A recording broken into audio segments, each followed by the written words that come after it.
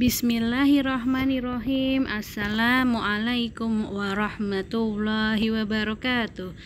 Selamat datang kembali di tim IPA SMP Batik Surakarta. Anak-anakku kelas 9 yang kami sayangi dan kami banggakan. Pertemuan kita kali ini kita akan melanjutkan masih di bab 2 di bagian ketiga. Ya, kita nanti akan membahas mengenai penyerbukan, penyebaran biji dan perkembangbiakan hewan. Sudah siap semuanya? Nah, apabila sudah siap, maka terlebih dahulu kita membaca basmalah bersama-sama. Bismillahirrohmanirrohim. Nah, anak-anak, disimak baik-baik ya, karena ini nanti ada beberapa bagian, yakni penyerbukan, penyebaran biji, dan perkembangbiakan hewan. Nah, langsung saja, kemarin kita sudah mempelajari mengenai perkembangbiakan tumbuhan yang terjadi secara tak kawin dan kawin ya anak-anak ya. Nah, perkembangbiakan tumbuhan yang terjadi secara kawin atau seksual itu akan melibatkan sel kelamin jantan atau yang disebut apa anak-anak? Ya, betul sekali. Sel kelamin jantan adalah benang sari dan sel kelamin betina yang disebut dengan putik. Nah, kita lanjutkan. Proses perkembangbiakan generatif itu membutuhkan benang sari dan putik. Nah, itu alat kelamin jantan dan alat kelamin betina itu sendiri terdapat pada bunga. Nah, ini kemarin sudah kita bahas satu persatu. Di manakah benang sari berada, di mana putik berada, di mana mahkota berada. Masih ingat ya? Apa fungsi dari mahkota, apa fungsi dari kelopak, apa fungsi dari putik, dan apa fungsi dari benang sari. Kalau tidak ingat, kita ingatkan kembali bahwa mahkota itu adalah berfungsi untuk menarik serangga, sedangkan kelopak adalah untuk melindungi bunga saat masih kuncup. Untuk putik itu merupakan alat kelamin betina dan benang sari adalah alat kelamin jantan. Oke. Nah, bagaimana prosesnya untuk terjadi proses peleburan atau penyerbukan dari benang sari menuju ke putik? Nah, pada tumbuhan, pembuahan itu terjadi melalui proses penyerbukan. Jadi terjadinya pembuahan itu melalui proses penyerbukan. Apa sih penyerbukan itu? Kemarin sudah kita bahas. Penyerbukan itu adalah jatuhnya serbuk sari yang ada di kepala putik ke atas yang ada di kepala sari ke atas kepala putik. Jadi jatuhnya serbuk sari ke kepala putik. Ini ada serbuk sarinya masuk ke kepala putik. Begitu nggih, anak-anak ya. Jadi serbuk sari itu nanti, mohon maaf, ini ada serbuk sarinya masuk ke kepala putik seperti ini, nggih. Nah, serbuk sari bisa jatuh ke kepala putik itu bisa yang diakibatkan karena angin atau terbawa oleh kaki-kaki serangga yang hinggap di atas bunga. Nah, ini perlu kita ulang kembali bahwa jatuhnya serbuk sari ke kepala putik itu ada macam-macam penyerbukannya, proses penyerbukannya. Ada yang serbuk sari jatuh ke kepala putik dalam bunga yang sama, disebut dengan penyerbukan sendiri. Ya, ini serbuk sarinya jatuh dalam bunga yang sama. Kemudian ada juga serbuk sari yang jatuh ke kepala putik bunga lain, tapi masih dalam satu pohon. Masih dalam satu pohon seperti ini disebut dengan penyerbukan tetangga. Ada juga yang serbuk sari jatuh ke bunga lain beda pohon tapi masih satu jenis.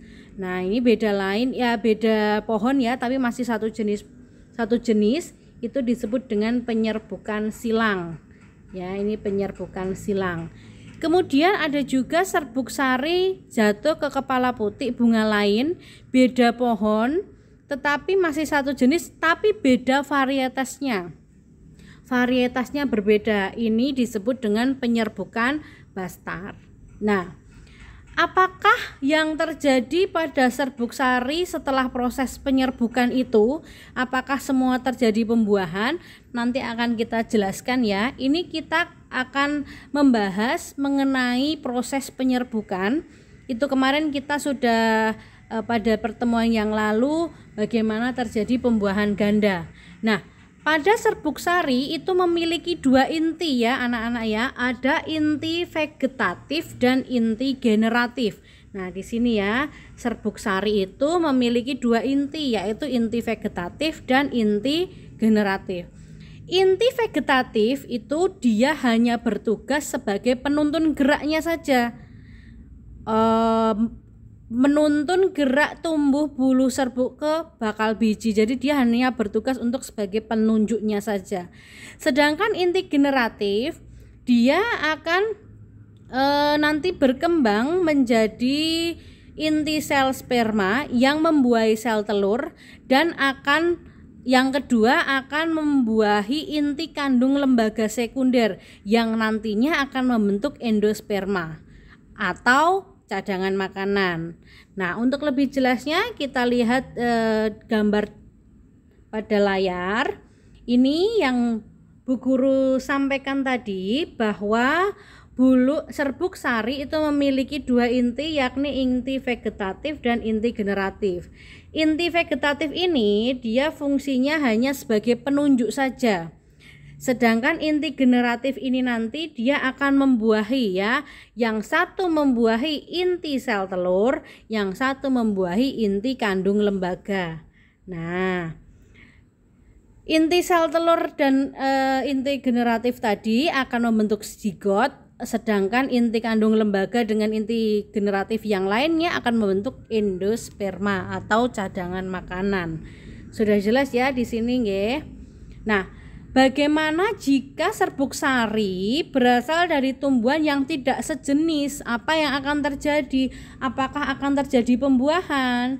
Nah, ketika serbuk sari yang tidak sesuai, tidak berasal dari tumbuhan yang sejenis, itu melekat pada kepala putik, maka serbuk sari tidak akan berkecambah membentuk bulu serbuk sari, sehingga proses pembuahan atau fertilisasi tidak dapat terjadi anak-anak. Nah, bagaimana ini bisa terjadi? Ini ternyata karena serbuk sari yang berasal dari tumbuhan lain itu tidak dapat melekat dengan kuat pada kepala putik. Gitu ya. Kita lanjutkan. Nah, tadi seperti yang kita sampaikan bahwa penyerbukan itu ada yang diperantarai oleh angin, ada yang dibawa oleh serangga. Nah, ini adalah contoh-contoh perantara penyerbukan bunga yang membantu proses penyerbukan. Nah, apa saja perantaranya? Yang pertama adalah perantara angin, anak-anak. Nama lainnya anemogami, itu diperantarai oleh angin. Nah, ciri-cirinya bunganya berukuran kecil sehingga dia bisa terbawa mudah oleh angin ya. Jumlahnya banyak dan ringan serta tidak menghasilkan nektar. Ya, nektar itu biasa disukai oleh lebah ya. Contohnya padi dan jagung. Nah, kadang-kadang kamu menjumpai kok ada tumbuhan padi atau jagung yang berada di depan rumah kita padahal kita tidak menanamnya. Nah, itu karena dibawa oleh angin. Kemudian yang kedua ada entomogami, itu perantaranya adalah serangga. Nah, bunga biasanya yang diperantarai oleh serangga ini ciri-cirinya berwarna menarik. Jadi mahkotanya menarik. Serbuk sari yang dihasilkan lengket dan memiliki nektar. Ya. Contohnya bunga matahari, kemudian bunga kertas, kemudian bunga pukul 4. Itu adalah entomogami atau diperantarai oleh serangga. Kemudian ada ornitogami. Ornito itu adalah diperantarai oleh burung. Biasanya ukuran bunganya besar, berwarna merah cerah, tidak berbau, menghasilkan nektar dalam jumlah yang cukup banyak ya. Mahkotanya biasanya berbentuk trompet, misalnya bunga cangkring atau bunga dadap ya. Ini seperti contoh. Nah, contoh burung yang dapat membantu penyerbukan itu adalah burung isap madu. dan burung kolibri ya. Biasanya dia yang menghisap madu, itu yang memperantarai proses penyerbukan, namanya adalah ornitogami. Kemudian ada Chiropterogami. Chiroptero itu berarti perantara oleh kelelawar. Nah, ini biasanya menghasilkan nektar, memiliki warna yang menarik dan menghasilkan bau dan mekar pada malam hari, karena kelelawar itu kan dia sering keluarnya di malam hari. Nah, misalnya ini adalah tanaman kaktus ya, anak-anak. Nah, yang kelima adalah antropogami, itu diperantarai oleh manusia. Biasanya ini merupakan bunga yang berumah dua, artinya di dalam satu pohon itu hanya terdapat bunga jantan atau bunga betinanya saja ya. Jadi serbuk sarinya itu sulit untuk bertemu dengan putik, sehingga perlu perantara manusia. Misalnya adalah bunga vanili dan bunga anggrek. Nah, seperti itu.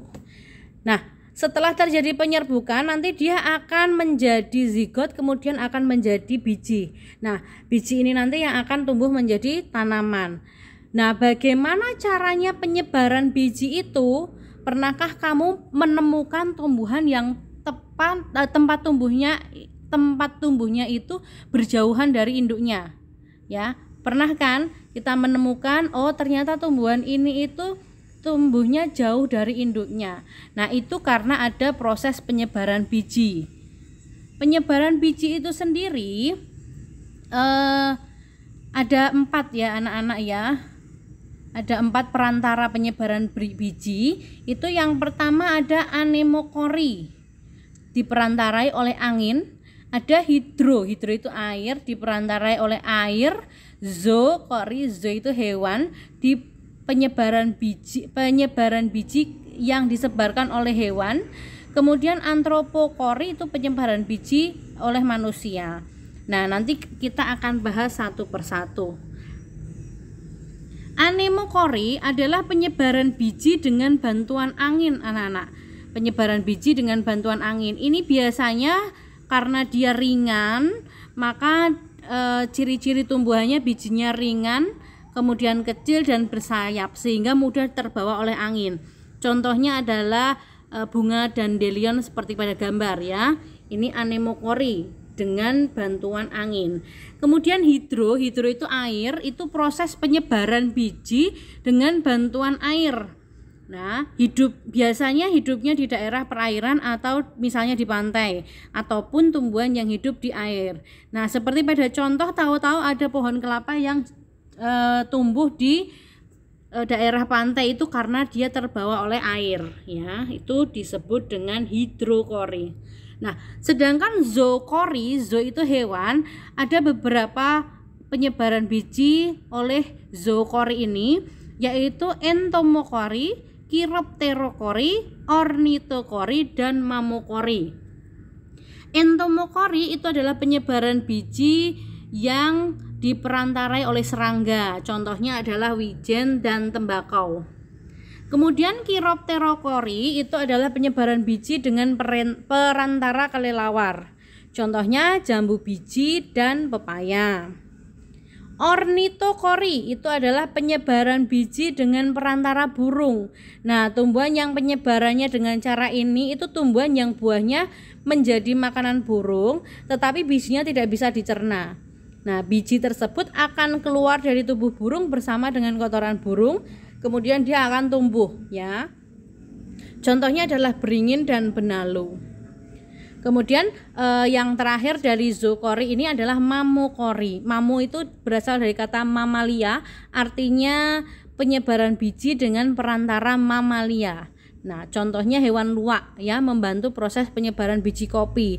Hewan luwak itu terkadang dia memakan tumbuhan kopi, karena bijinya tidak bisa dicerna, maka dia akan keluar bersama dengan kotoran sehingga bisa disebarkan.